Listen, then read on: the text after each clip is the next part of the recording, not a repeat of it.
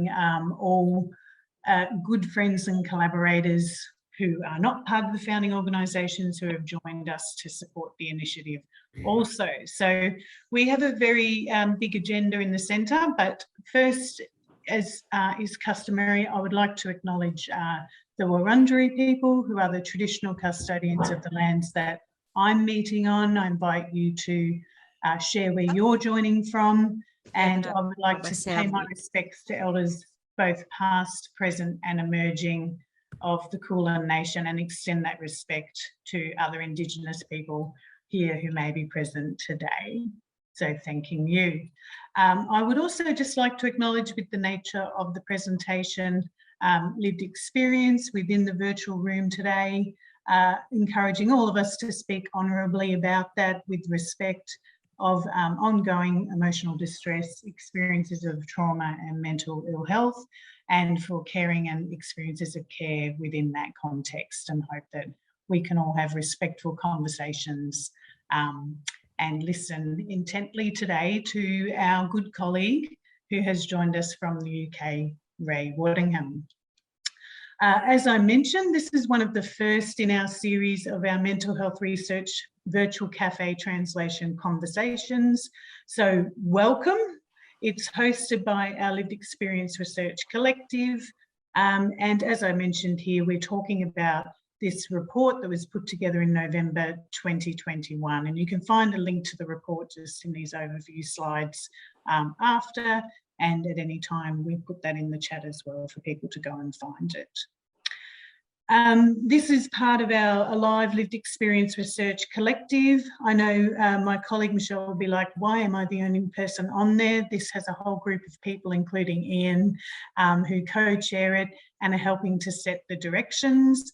But today, just acknowledging that our Lived Experience Research Collective is about providing opportunities for mental health researchers with lived experience in universities, across government and community organisations to really grow and tailor lived experience research and lived experience-led research in the future. So people can find information about that on the Alive network. You'll see a little join here button, and just a caveat that some of the content is still forming, please. So there is things that are updated and things that are still being tweaked. So very much acknowledging that it is in development as well as forming. So there you are if you'd like to check that out. And just a bit of another overview. Our programs of research look at prevention across the life course. We're always lived experience informed, and we've tried to endeavour to embed that at all levels of the National Centre, including through co-chair models and through the Lived Experience Research Collective and working in partnership. We also have a very big focus on longer, healthier lives in priority populations. That means we're looking at Aboriginal and Torres Strait Islander people's unmet physical health needs, and for people who live with ongoing mental ill health, looking at unmet physical health needs also in those communities. Tonight, I'm sort of the conversation co-convener with Ian, who I'll hand over to in a moment to introduce Rai. Josh here in the middle is our chat moderator, so please feel free to add questions and thoughts as you're going along. I think that Rai will speak for about 30 to 40 minutes, enabling enough time for us to have a conversation after. I put this up, Ian and Rai, so you could sort of get the sense that I've been in that direction, you know, not so recently, but wanted you to feel that I wasn't so far away in Melbourne here.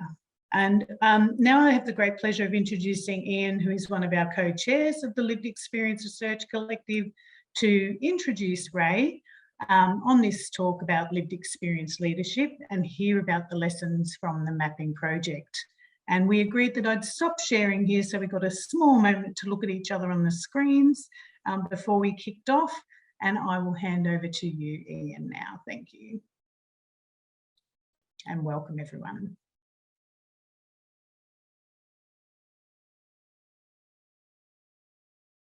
Unmuted. Thanks, Victoria. I'd like to acknowledge everything, especially that Victoria and Michelle have done to support and set up the Alive Collective. I'm a very small part as one of the co-chairs on a particular committee, but it's very impressive to see how Alive is being set up and how it's growing reflectively. And I'm privileged to be a little part of that. So I chair or co-chair the Consumer Lived Experience Research Collective, which is especially focused on how we support lived experience researchers. We're in very early stages of that work, but it's very exciting, and it's really valuable to have someone like Ray coming along today. Can I make a small comment just about, you can tell from my accent that I'm originally from the UK, and after 20 years having been in Australia, I've just come back to the UK, at least for a short time.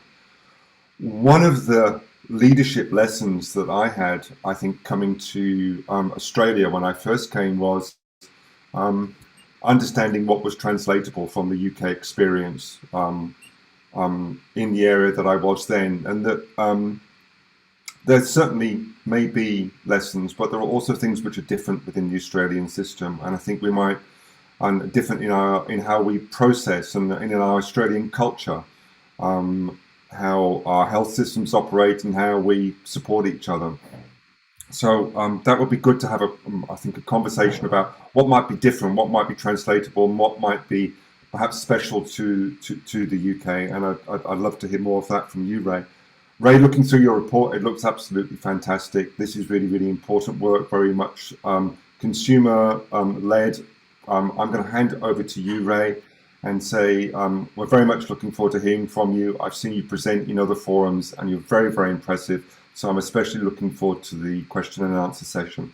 If you have any chat questions, please put them in the chat. I will open it up and try and involve as many people as possible in contributions after Ray's presentation. And also, don't be afraid to use the emoticons down the bottom. I'm always a fan of the thumbs up and the thumbs down and the smileys. I think that's a little way in which we can communicate. So I'm going to hand back to you, Ray. Thank you, Ian. Thank you, everyone. Oh, good morning, good evening, good afternoon, depending on where you're coming in from. It's exciting and daunting to be here. I say exciting because I'm excited by the project and connecting with people from different parts of the world, and it's daunting because, wow, you know, this is one of my babies, and I'm going to share a bit of my baby with you, and hopefully it'll stimulate some discussion and we'll have something fruitful and generative come of it. But let's see. What I should probably do is say, who am I and where am I situated? As you know, my name is Ray. I'm from Leicestershire in England, which is the middle of England, which is a tiny island, but I'm as far from the sea as you can get. I've been around the survivor movement for quite a few years now, in the Hearing Voices movement. I'm doing a PhD in survivor knowledge at the moment, which is occupying a lot of my time and is really exciting. And I'm also around the open dialogue world. I'm going to share a few slides with you. There's lots of slides with lots of pictures, but this is mainly so that I can share a bit of the report, because I'm guessing most of you haven't read it. It's really long. So this gives you sort of an overview of what I found and what I was doing with this report. And then the best part will be when we come to have a conversation about it. At least I think that's the best part. So let me see if I can share screen. If I can remember how to use my PowerPoint as well. Is that visible? Mostly, yeah, thank you. So this is the mapping project. What's the background? In England, we have a national charity called Mind and NSUN. NSUN is the National Survivor User Network, a survivor-led network.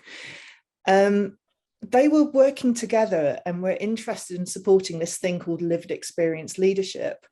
But in England, this is a massively contentious term.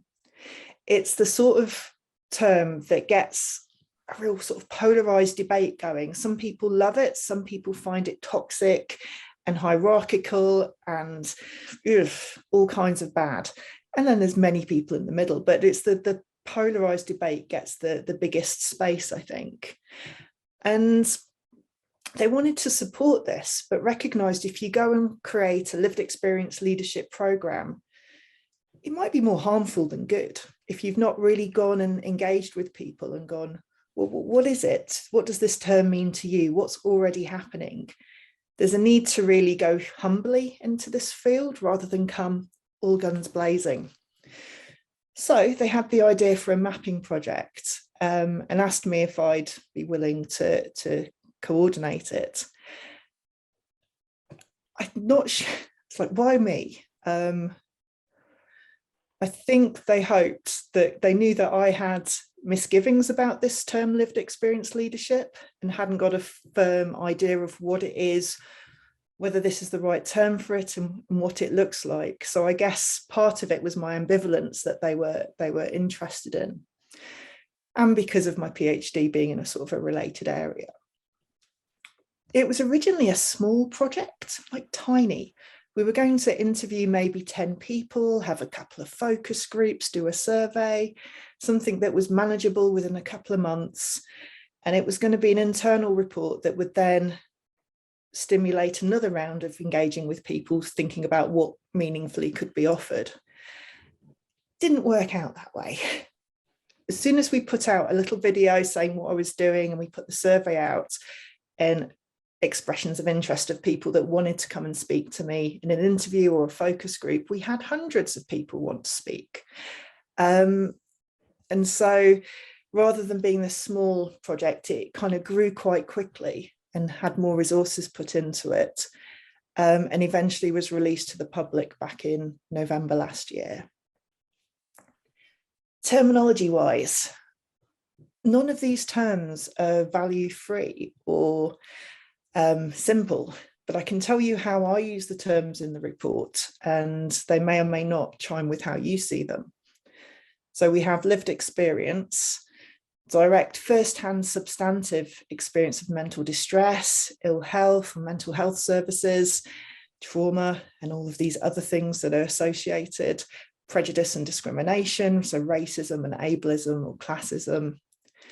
Lived experience leadership, a broad term to use to describe what happens when people with lived experience use that lived experience to try and create something that can benefit others in this very broad field of mental health.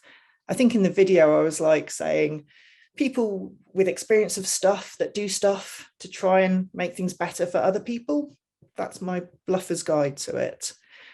And in the report, I also talk about lived experience-led initiatives. So importantly, this is initiatives, projects, organisations that are run and controlled by people with lived experience. So some things might look lived experience-led, but it's where is the power, where is the decision-making in all of this? So what did I do? Well, gathered contributions. We put out a survey. What was amazing is not only did we get 106 submissions, we got many very detailed and extensive submissions in the survey. There was a real generosity in people to try and wrestle with some of these concepts and share some of the experiences that had an expressions of interest form as well, and we selected randomly 32 people for interviews and 31 people attended focus groups. We put stuff out in easy read in the Welsh language because this report was intended for England and Wales, not Scotland, unfortunately, due to the remit of Mind, the charity that was funding it. What I did is look at the themes that were coming up in the survey and took quotes to the focus groups and used them as a sort of springboard for discussion. So people could say in what ways they felt similar and what ways they felt different. And the interviews were really open and different. So each one was unique. We started just with what's important to you to say about this topic of lived experience leadership, and we went from there. So what did we find? There's a few different sections to the report. First one is really sort of wrangling with what this thing called lived experience leadership is. Then there's this really hard-hitting, painful challenges section. What helps and what has helped people thus far. And finally, recommendations. So for the unpacking of lived experience leadership, found that people use two different sort of lenses when they were talking about lived experience leadership. For some people, it was about leadership it didn't matter what the leadership was. The thing that mattered is that someone with lived experience was in a leadership decision-making role, and that in itself was enough. It didn't matter how they led, what they led on. Some people described it as, it's just amazing to know that someone who's gone through something a bit like me can be doing something with it, and that was sufficient. Some people had more of a leadership lens, and it wasn't so much about having lived experience. That was taken as a given. What was important was how you led and what you led in. People talked a lot about the values base and going beyond traditional hierarchies, thinking more collaborative, and using your power and position to enable other voices to be heard. So it's a particular kind of leadership that people were talking about. There was a lot of wrestling with, well, who counts as someone with lived experience or a lived experience leader? Like, what counts as lived experience? Some people talked about it being the extent of the lived experience, that there's a kind of gradient of lived experience and that there should be a line, and people need to count yourself as having lived experience. You must have had something that disrupted your life, for example. And then other people were going, we can't have a line because actually that involves devaluing a whole load of people and setting an arbitrary point. But if we don't have a line, do the spaces around lived experience leadership get taken up by those who have maybe less life-changing forms of lived experience, because organisations might go for the less messy, less complicated routes? So some people talked about the extent, but it was a really fraught and painful, awkward discussion. Same as type. Do we need a specific type of lived experience to lead in a particular area? Some people say no. Actually, my lived experience sensitizes me to knowing to kind of these wider issues around power and marginalization, and I can use it in lots of different fields. Whereas some people are saying yes, and if you are from a particularly marginalized background, or you have a particularly marginalized form of experience, that's what happens if the spaces for leadership that you want to kind of come into are being taken up by people that don't have that marginalized background? Some people were saying that people thinking that their experience maps onto a particular community group might actually do harm inadvertently, because they don't recognize the differences and some of the sensitivities that are there. Recency. How recent was your experience? Does lived experience from 25, 30, 40 years ago still count, or does it have to be living experience? What you'll get here is my report wasn't intended to kind of come up with an answer to any of these questions, but to put some of the thoughts that people are talking about together in a more plural way, because I don't think it's within my gift or remit to make any decisions about this. Then there's the question of who counts as a leader. Is it someone with power that can make decisions? Yet so many people engaged in lived experience leadership activities felt that they didn't have power. Is it an icon? Someone described me, Eleanor Longdon, people that go in the media and talk as being brave and inspiring, and that this is leadership. And then, but I can't be a leader because I'm not them. This sense that when some of us speak in the media, people may get an idea that we are sorted, inspirational, that life isn't messy, and then hold themselves up to this comparison and go, I can't be a leader because I'm not perfect. Obviously, someone in the media, definitely not perfect. But this sense that we have to have it all sorted before we can engage in leadership can be a real block sometimes. Some people thought about acts of leadership rather than leaders. Leaders are the icons and the powerful, whereas those who are doing leadership might do a bit of some leadership actions at a particular time in a particular place, but it's more fluid. I can lead on something and then have a crisis, step back, someone else can come and lead. Or I may have a particular skill set that allows me to lead in one way and then share it with others and then step back again. And some people said that a leader, again, is someone who uses this lived experience lens, that it involves a particular kind of leadership, values-based. There are no easy answers to any of this. It's fraught in England. I don't know how fraught it is in Australia. What we were talking about in the project is that we need more spaces governed and determined by ourselves where we can discuss these things and wrestle with them, rather than have a bigger agency come and tell us what it actually all means. Is it a useful concept? Many people were asking this of themselves. Some people viewed it really positively, some really negatively, many in the middle. But for those who viewed it negatively, I heard very emotive words. It's repulsive, it's cruel, it's invasive, it's about power over people. There was a really big reaction against the word leadership. Some of the issues people talked about, that if you're a lived experience leader, you're kind of seen as a less than leader. Like, you're not a real leader, you don't have real leadership in organizations. You've got this siloed less than form.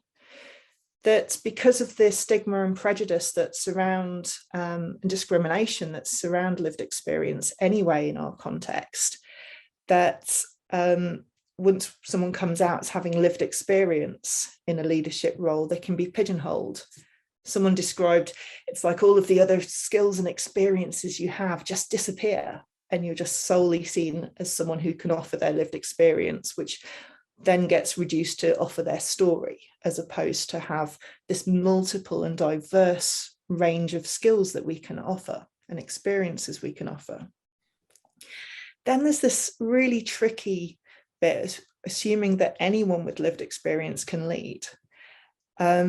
People talked about this sense that some organizations create lived experience leadership roles but don't understand it, so don't know what they're recruiting for, and that people without the experience and skills can end up in positions that they're not yet equipped for without support.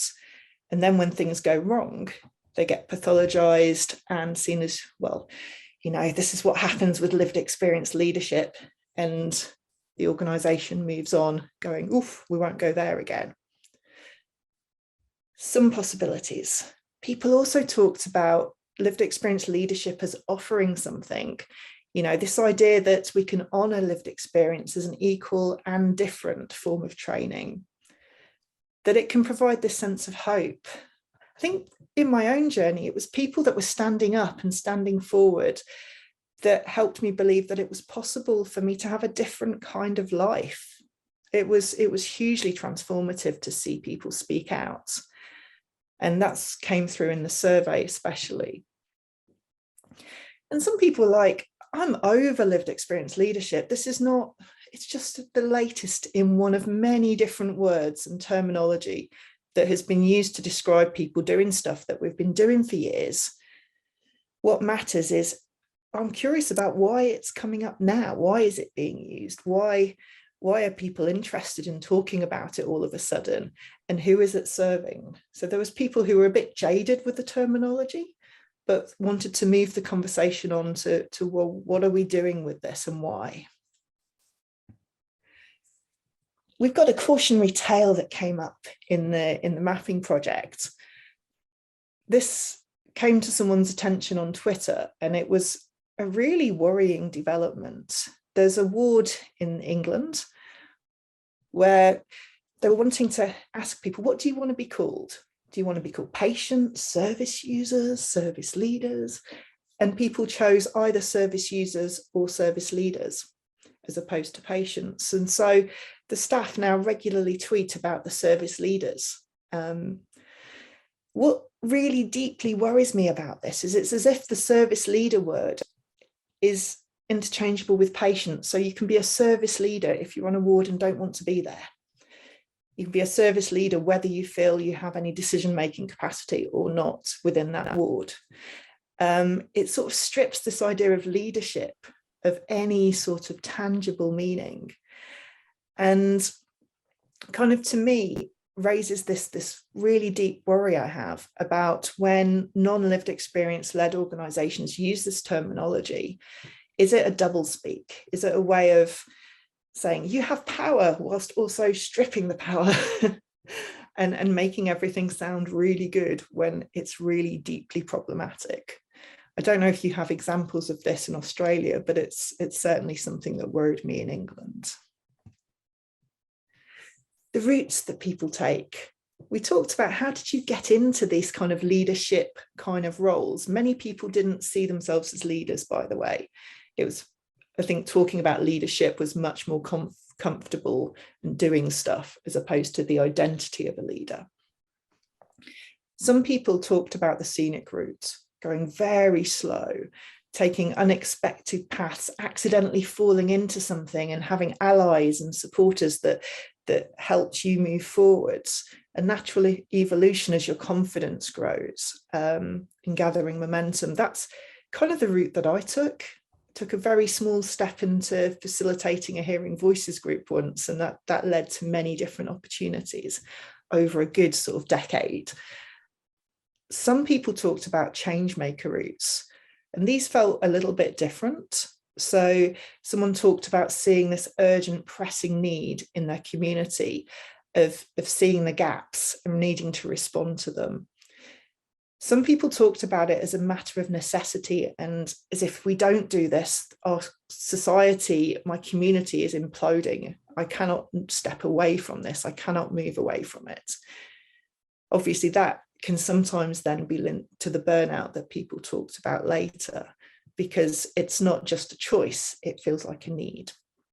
And many people talked about having to carve their own space, having doors closed in their face and going, well, that table is not fit for purpose. I need to find my own table, which has led to some generative, amazing projects, but is hard work.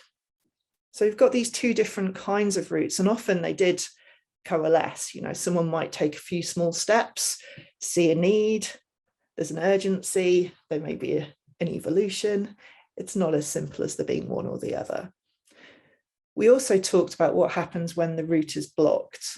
You know, when you belong to an out-group, maybe that's due to a racialized identity, it might be due to your class, how you present yourself, this kind of way that there's a sort of a norm that can form in some of the spaces, both within the survivor movement and within mainstream organisations. And if you don't fit into that norm, you can get the message that this is not for you. And also, some people have been told by society in so many different ways that there is nothing that they have to offer. How do you then come into sort of this lived experience leadership space if you've been taught that everything you are is wrong? Yeah, who's leading who and with whose permission? I don't know if you have these conversations in Australia, but there was a lot of talk in the project about self-appointed leaders, ego and hierarchy, and this sense of people being demoted to followers without having any sense of opting into that. There was a question about, well, who are these leaders anyway? And can we choose different ones, please? Because I didn't sign up to this. And it's easier if our leadership is linked to a particular job role, then there is a structure around it. And there's a bound of where you're leading, what you're leading in, and who is in your team. But a lot of leadership happens outside of organizations, and people can be on all kinds of groups, committees, and be recruited as a representative when they themselves probably often say, I cannot represent because there's no structure for representation here. But by being part of a committee, there's an assumption sometimes of representation. That can lead, if you're looking at this, say, a big report and it has one survivor representative in it, one survivor voice that gives credibility to the whole report, it makes sense that you might go, well, this is not my voice. This person does not speak my truths. And those people can then become vilified. Some contributors said, well, rather than vilifying the person that has inadvertently ended up as a representative, can we look at the structure and go, well, how is this to be? How did the organizations create this? And maybe we need to shift that part and focus our energies on that part rather than the individual. And yeah, like I've said, there's this concern about self-appointed leadership and people feeling demoted to followers, whether or not the person who's leading feels that that's what's happening. There needs to be this conversation around power and leadership. This is what people were asking for because it felt very painful at this point in many of the interviews. Leadership in context, it happens everywhere. There's so many exciting forms of leadership that I see and that I heard about. There's stuff around support, knowledge, organising, activism. My Illustrated Mind, Catherine Watson, did this amazing set of crowdfunding for a set of cards for conversations around emotions, just went and did it. Fantastic stuff. Adira was built out of pressing needs of the Black community in Sheffield, and two people with lived experience having first-hand knowledge of what the problems are and choosing to find a way to solve them. It's not just survivor research and it's not just peer support. It goes on in all kinds of different ways. It's a beautiful patchwork. Okay, I'm going to very quickly whip through a few of the challenges and some of the things that help. Because I think we need to talk. Talking is definitely better than me chatting at you.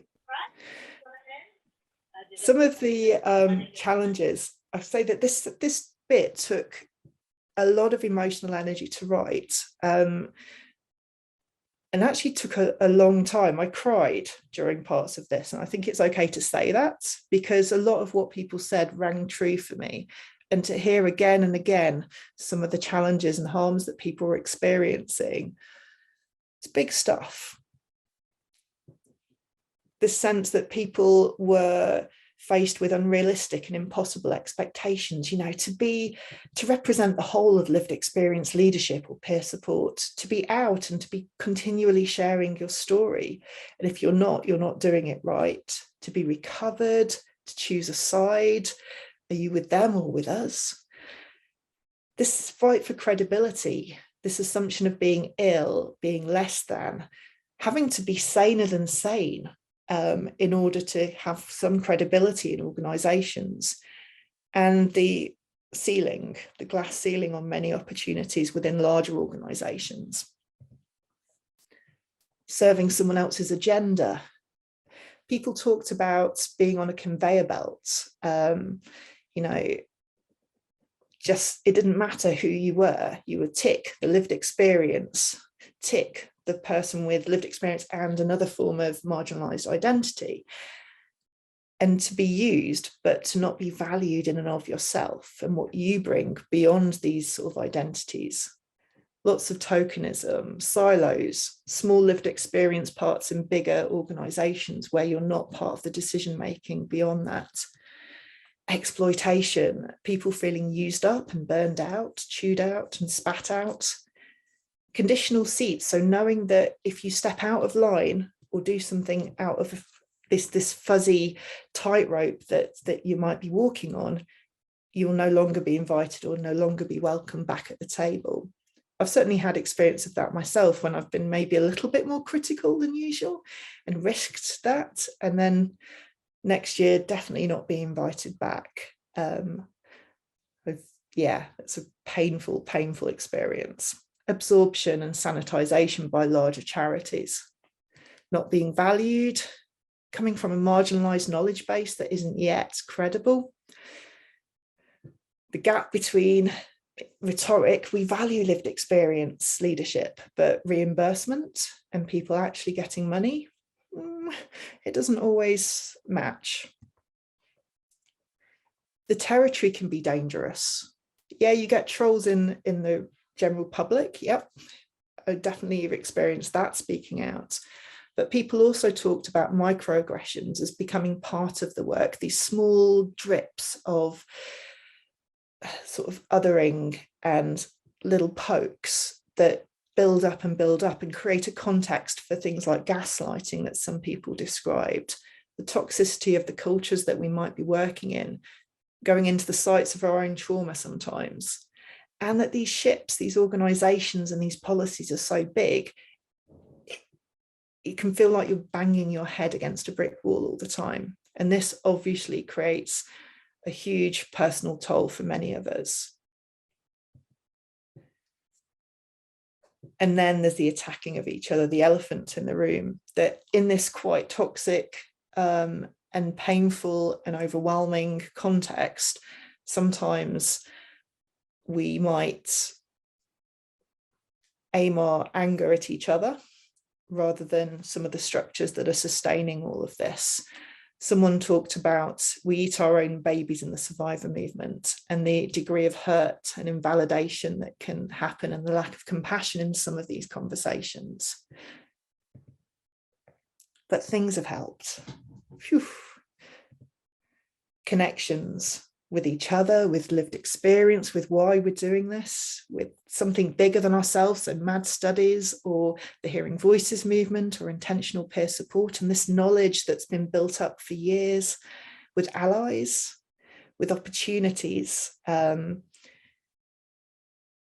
ownership, so lived experience, controlled initiatives, and this idea that it needs to be a genuine choice, that we don't just get pushed into lived experience leadership roles because we have lived experience, but that we develop transferable skills and can get out of the sector, because not everyone wants to be within this. Finding our own way of being with all of this, our own space, our own leadership style, finding ways of setting our own limits and protecting ourselves. Being able to question things, embracing the complexity and playing to our strengths, and creating cultures that care. Leaders have a particular role in this, because if those who are in managerial positions are not creating this culture of care and compassion, it's really hard for others to do so. But also people talked about the things they do in their own life that keep them going, the anchors. Final recommendations. Nurturing lived experience leadership, this underpinning approach that people talked about, that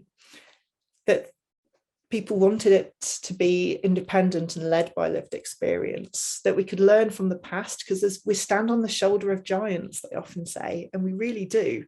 But also not staying there, but keep looking to the future, acknowledging the many inequalities that happen beyond the survivor movement, but also within, acknowledging the harm and being visibly diverse. Someone talked about it being representing these weird and wonderful flavors, and not just having, as we have in England often, cisgendered, straight, white, sometimes male, sometimes female, but actually something that embodies the diversity that is there, and it needs to show that all the way through.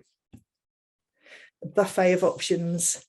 Some people talked about lived experience specific leadership training and how that would look different to mainstream leadership training. So things like recognizing and responding to microaggressions and gaslighting, saying no when everyone wants you to say yes, acts of resistance within mainstream organizations. You know, it could be really exciting, but this is not what a mainstream organization would set up. So it's thinking a little radical, a little different, as well as having access to mainstream leadership training and all of that kind of thing. the last slide. Phew. I think it's the last slide anyway. The part of this report's aim was to issue a call to mainstream mental health charities in England and Wales. For those that are already talking about lived experience leadership, people are asking them to lead by example, because often they're not. So a lot of the things I heard is that these silos and the tokenism happens in the mainstream mental health charities that say they're doing lived experience leadership. So the challenge was actually make sure it goes all the way through and all the way around, resist the silos, think about the decision-making power. And before you go into sort of teaching other people about lived experience leadership, get your own house in order first. That they can have a role once they've got the house in order in highlighting the value of lived experience leadership with other organisations, that they can encourage others to think systemically, going beyond silos and making a substantive commitment of the resources to support lived experience leadership projects. And importantly, having brave intra-organisational conversations. You know, it's hard to talk about some of this stuff, and there was a real hunger for some of these things to be named within the organisations where they're happening, rather than being brushed under the table. Phew. Thank you for listening to this part. The big sort of thanks I want to do is to everybody who took part in the project. If you read the report, you'll see all of the quotes. So most of the report is made of quotes and much less of my waffling. But I was really humbled and blown away by the wisdom and generosity of the people that took part in the project. And this is only scraping the surface of how it is in England and Wales. Looking forward to finding out how it is in Australia.